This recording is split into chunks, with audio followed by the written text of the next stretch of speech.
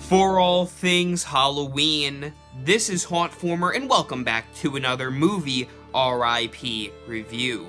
And in today's review, we're going to be talking about the snowman. Not that snowman, this snowman.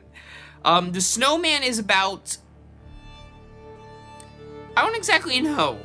I just watched The Snowman last night. I saw it in theaters. And it's really weird. The trailer looked really great. It's got some great actors. It's got Val Kilmer in it. It's got Michael Fassbender. It was directed by the same person who did Let the Right One In and various other movies. So I thought this was going to be a great movie. J.K. Simmons is in this. And the cinematography looks great. But it just was not a good movie. I'm sorry, you guys. I was really expecting something great out of The Snowman, like a mystery sort of killer movie where this detective, and first of all, the detective's name's Harry Hole. They really should have picked a better name for him. Basically, this detective is trying to figure out who is this serial killer that is killing people in a town, and the serial killer leaves snowmen at all of the crime scenes.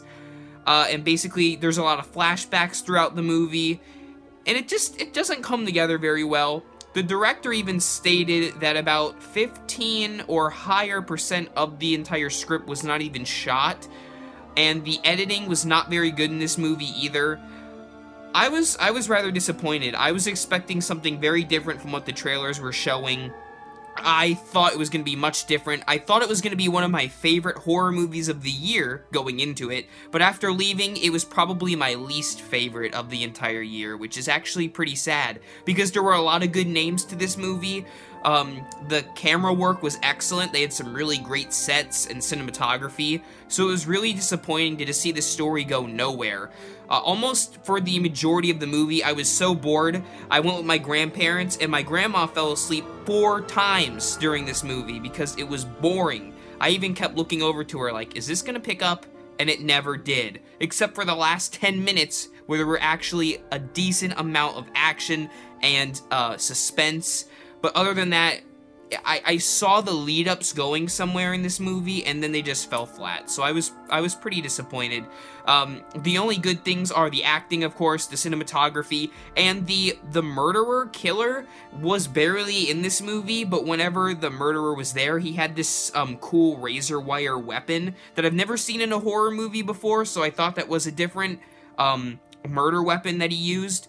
But I can't really say this is a horror movie or even a thriller. It's more of kind of a boring detective movie with a last 10 minutes that's sort of decent, but probably not worth the wait.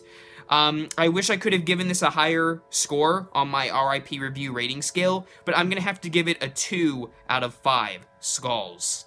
If you've seen The Snowman, let me know your thoughts in the comments below. Maybe you guys liked it a little bit more than I did, but it just was not what I was expecting. I even saw other critics and reviewers talking about this movie, and I'm like, no, it's gotta be better than that. But it really wasn't, sadly to say. And I hope maybe they'll adapt this in a new way and give it a better story, because it seemed like the story could have gone somewhere, but it just didn't. Thank you for watching this R.I.P. review. Make sure to subscribe so you don't miss more Halloween goodness. And remember, as always, for all things Halloween, this is hauntformer.